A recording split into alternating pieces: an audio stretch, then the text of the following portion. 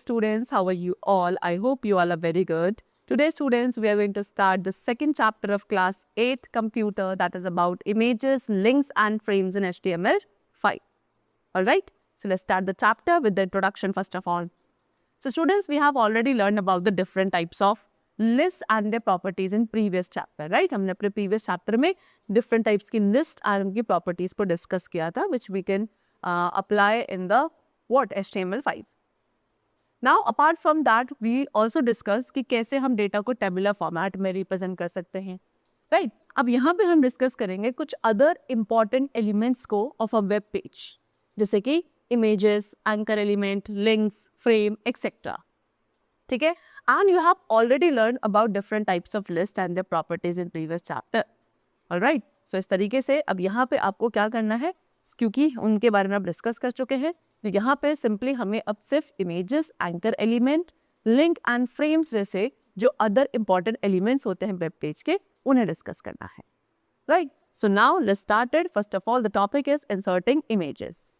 C students, so apart from text, student text के अलावा आप क्या कर सकते हैं, graphic, drawings, painting, charts, maps या फोटोग्राफ्स को भी वेब पेज पे शो कर सकते हैं. अब इन एलिमेंट्स से आपका वेब पेज ज़्यादा इंफॉर्मेटिव एंड अपीलिंग बनता है. इमेजेस आप अप्लाई कर सकते हैं as a navigational tool so that users internet पे उन्हें ब्राउज कर सके. Web browsers different graphic formats को सपोर्ट करते हैं एंड जो बहुत ब्रॉडली यूज होने वाले फॉर्मेट्स हैं that is GIF, PNG and JPEG formats. ठीक है? नाउ इमेजेस आपकी टू टाइप्स की होती है, that is inline and external images. Inline image appear होती है जब वेब पेज ओपन किया जाता है and it is place within a line of text, whereas external images आपकी ऑटोमेटिकली अपीयर नहीं होती हैं किसी भी अदर कंटेंट के साथ on the web page. Instead ये रेफरेंस करी जाती हैं एक्सटर्नली एंड आप इसको सेपरेटली व्यू कर सकते हो एक लिंक पर क्लिक करके. सो इनलाइन इमेज को ऐड करने के लिए आपको ओपनिंग IMG टैग अप्लाई करना पड़ेगा. देयर एज एक्सटर्नल इमेज को इंसर्ट करने के लिए anchor tag that is opening A आप अप्लाई करोगे, जो कि एक लिंक एस्टैब्लिश कर देगा उस एक्सटर्नल इमेज के लिए. Okay, so let's talk about first of all the IMG tag. As I told you, IMG tag apply किया जाता है इमेजेस ऐड करने के लिए HTML वेब पेज के अंदर एंड ये एक एम्प्टी टैग होता है. ठीक है? इसमें डिफरेंट फीचर्स की रिक्वायरमेंट होती है टू बी डिफाइंड. अभी जो फीचर्स है इमेज टैग के, वो इंडिकेट करते हैं ब्राउजर को कि कैसे पेज को लेआउट किया जाए सो दैट टेक्स्ट आपका अप्रोप्रिएटली फ्लो करे around the image. Alright, so defining the source of an image, तो एक सोर्स ऑफ इमेज को ऐड एंड स्पेसिफाई करने के लिए वेब पेज पे आप SRC एट्रीब्यूट का यूज करेंगे. तो सिंटेक्स क्या है, image SRC that is address और path of the image file. जब आप इमेज फाइल को डिफाइन कर रहे हैं तो आपको उसकी लोकेशन के बारे में फुल अवेयरनेस होनी चाहिए, दैट इज कि फाइल कहाँ स्टोर्ड है सिस्टम के अंदर. Secondly, defining the height and width for an image. So students, height feature define करता है इमेज की हाइट को ईदर पिक्सल्स की फॉर्म में या परसेंटेज वैल्यू के फॉर्म में. ठीक है? एंड विड्थ फीचर इमेज की विड्थ को डिफाइन करेगा again either in the form of pixels that is integer और अ परसेंटेज वैल्यू. ठीक है? You could see this is the whole programming for it. See, they have given you morphing. Morphing क्या students? Morphing एक special effect है motion pictures and animation में, जो कि एक image और shape को change करता है to another into through seamless transition. ठीक है? तो जनरली आप इसे यूज करते हैं टू रिप्रेजेंट वन पर्सन, कैसे एक पर्सन दूसरे पर्सन में टर्न हो रहा है इसे रिप्रेजेंट करने के लिए. किसके थ्रू रिप्रेजेंट टेक्नोलॉजिकल मीन्स और as a part of a fantasy और surreal sequence. Next we have the topic aligning an image. So students, अब एक इमेज को अलाइन करने के लिए टू द राइट और लेफ्ट ऑफ अ टेक्स्ट आप यूज करेंगे CSS प्रॉपर्टी फ्लोट का. ठीक है? चलो, नेक्स्ट इज ऑल्ट फीचर. तो मेनी टाइम्स अब browser on the users computer, बहुत बार ऐसा होता है कि यूजर कंप्यूटर पे जो ब्राउजर है वो इमेजेस शो नहीं करता किसी भी रीजन की वजह से, मे बी स्लो कनेक्शन है या एरर है SRC एट्रीब्यूट में. सो इन दैट केस आप टेक्स्ट को डिस्प्ले करेंगे एक डिस्क्रिप्शन प्रोवाइड करने के लिए अबाउट द ALT एट्रीब्यूट, जो अलाउ करेगा आपको कि आप टेक्स्ट को डिफाइन कर सके as an alternate to the image. ठीक है? यूजुअली अप्लाई होता है जब यूजर के पास एक टेक्स्ट बेस्ड ब्राउजर होता है उसके कंप्यूटर पे, लाइक लिंक्स। ऑलराइट, चलो। Now next we have the topic what linking web pages. So students, a website comprises of number of web pages. एक वेबसाइट के अंदर काफ़ी सारे वेब पेजेस होते हैं जो आपको एक्सेस प्रोवाइड करता है रिलेटेड इन्फॉर्मेशन के लिए। तो स्टूडेंट्स HTML यहाँ पे एक पावरफुल फीचर प्रोवाइड करता है कि आप इन सभी वेब पेजेस को आपस में लिंक कर सकते हैं, एंड ये फीचर को कहा जाता है हाइपर लिंकिंग। तो हाइपर लिंक सबको अप्लाई करके एक पर्सन किसी भी लिंक्ड वेब पेज को ओपन कर सकता है on the internet and that also instantly. ठीक है, तो जब आप माउस पॉइंटर को प्लेस करेंगे ओवर अ लिंक, वो क्या करेगा, एक लिटिल हैंड, छोटे से हैंड में कन्वर्ट हो जाएगा। अब कितने टाइप की लिंकिंग होती है, that is internal and other is external linking. Internal linking कब होती है, जब एक वेब पेज का एक पार्ट उस सेम पेज के अनदर पार्ट के साथ लिंक्ड है, उसे बोलेंगे इंटरनल लिंकिंग। बट अगर एक पेज को आप लिंक करते हो किसी अनदर वेब पेज और वेबसाइट के साथ, that is called external linking. Alright, चलो। Next we have the anchor tag. So students, HTML में एंकर टैग अप्लाई किया जाता है टेक्स्ट को as a hyperlink mark करने के लिए, जो कि एक यूजर क्लिक करके डॉक्यूमेंट को शो कर सकता है, उस डॉक्यूमेंट को जो उसके साथ एंकर्ड है। तो एक कंटेनर टैग अगर आपके पास है तो उसमें आपको क्लोजिंग टैग यानी कि क्लोजिंग ए टैग की ज़रूरत है, सो दैट आप उस टेक्स्ट और इमेज के एंडिंग को मार्क कर सके। ठीक है, अब आप हाइपर लिंक्स अप्लाई कर सकते हैं in the following veg. Number 1, एक सेक्शन से दूसरे सेक्शन पे मूव करने के लिए within the same web page. Secondly, किसी अनदर पेज के साथ अगर लिंक करना है within the same website, and also to link to another page और website anywhere in the world. Now we have what HREF attribute. HREF एक attribute है anchor tag का जो डॉक्यूमेंट स्पेसिफाई करता है to which the link leads. ठीक है, तो सिंटेक्स है HREF इक्वल्स टू वैल्यू। ठीक है, अब यहाँ पे आपकी वैल्यू एब्सोल्यूट URL हो सकती है जो कि अनदर वेबसाइट को इंडिकेट करेगा। रिलेटिव URL हो सकता है जो कि एक फाइल को इंडिकेट करता है within a website, and it could be link to an email address. Alright, ठीक है, तो आपको ये टाइप फाइल कोड आपको टाइप करना है एंड आप फाइल को सेव कर देंगे विद द नेम click.html। ठीक है, इस तरीके से आप टाइप करेंगे एंड आफ्टर दैट आपको ये प्रोग्राम कोड टाइप करना है एक न्यू फाइल में, एंड इस बार इस फाइल को आप सेव करेंगे with the name link.html। Alright, अब जब आप वेब पेज ओपन करेंगे तो link.html वेब पेज को जब आप ओपन करेंगे एंड क्लिक हेयर लिंक पर क्लिक करेंगे तो वो आपको दूसरे वेब पेज पर लेके जाएगी जिसका नेम होगा click.html।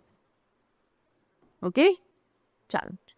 Next we have CSS and link. CSS affects the link. अब CSS लिंक को डिफरेंटली अफेक्ट करता है डिपेंडिंग ऑन द कंडीशन कि वो किस कंडीशन में है। सो आप क्या कर सकते हैं, लिंक कंडीशन को 4 कैटेगरीज में क्लासीफाई कर सकते हैं।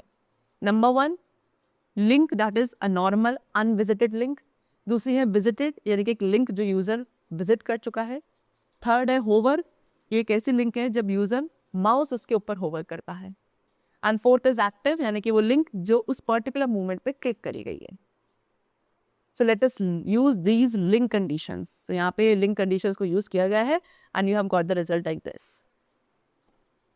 Next we have the topic links as button. So students, आप लिंक्स को as a button also show कर सकते हो CSS स्टाइलिंग का यूज करके। यहाँ पे एग्जाम्पल आपको गिवन है टू इलिस्ट्रेट द सेम। इस तरीके से आप कोडिंग टाइप करेंगे and then you will get the result.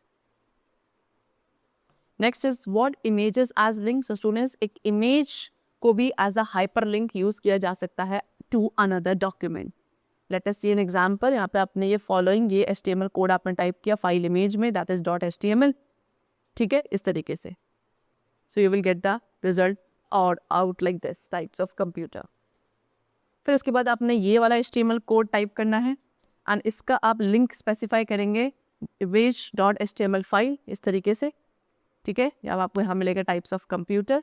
सो जब एक यूजर इस इमेज पे क्लिक करेगा, ठीक है, तो एक पेज जिसका नाम होगा image.html वो वहाँ पे अपीयर हो जाएगा।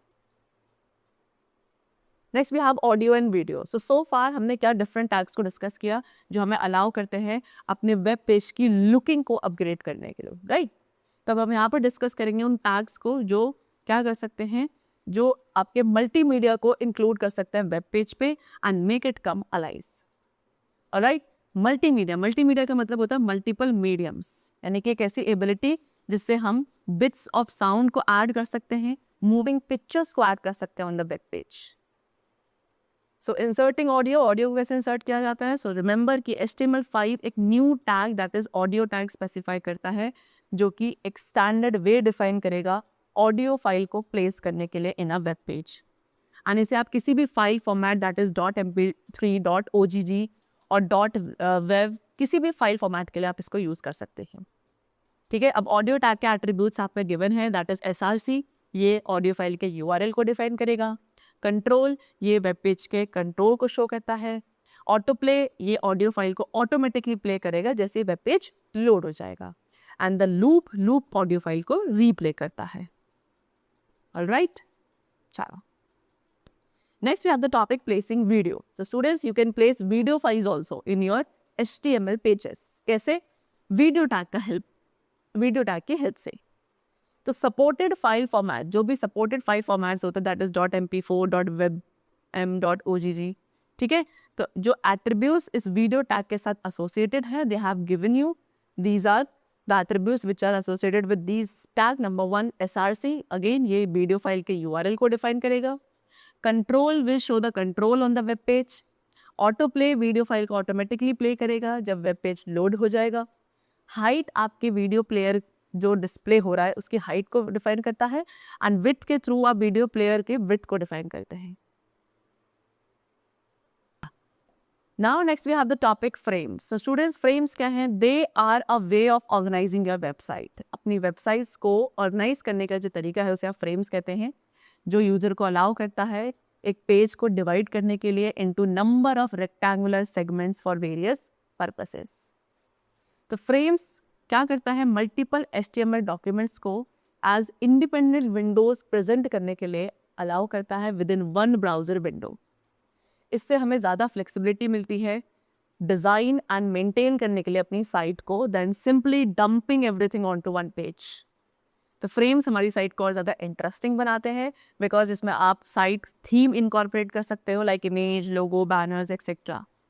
एंड जो नेविगेशन मेन्यूज़ होते हैं फ्रेम्स में, उन्हें हर बार डाउनलोड करने की ज़रूरत नहीं होती है जब भी आप न्यू पेज पे जाते हो। ठीक है, आपको सिंपली क्या करना है? पेज के कॉन्टेंट्स को चेंज करना है। ऑलराइट, सो क्रिएटिंग फ्रेम, HTML5 में फ्रेम्स को क्रिएट किया जाता है आई फ्रेम टैग का यूज़ करके, that is inline frame tag का यूज़ करके, है ना। इनलाइन फ्रेम क्या है? ये एक न्यू HTML डॉक्यूमेंट है जो करंट HTML डॉक्यूमेंट के अंदर प्लेस्ड होता है। Now what are the attributes of inline frame tag? Number 1 SRC, कि उस एट्रीब्यूट के थ्रू आप उस डॉक्यूमेंट के पाथ को डिफाइन करोगे जो कि इनलाइन फ्रेम के अंदर डिस्प्ले होगा। Syntax is iframe source, that is value, और वैल्यू होगी path of the document. Secondly, height and width, इन एट्रीब्यूट्स के थ्रू हम इनलाइन फ्रेम्स के साइज को कंट्रोल कर सकते हैं। ठीक है, विड्थ की वैल्यू भी पिक्सेल्स में होगी एंड हाइट की वैल्यू भी पिक्सेल्स में होगी। So let us use the inline frames in our HTML document. इस तरीके से यहाँ पे आपने क्या करा है, ये कोडिंग आप टाइप करेंगे HTML डॉक्यूमेंट के लिए and the result will be this. Okay, चलो, so the chapter is completed. That's all for it. I hope you must have understood it. Let's meet very soon in the next chapter. Till then, take care of yourself and thanks to all.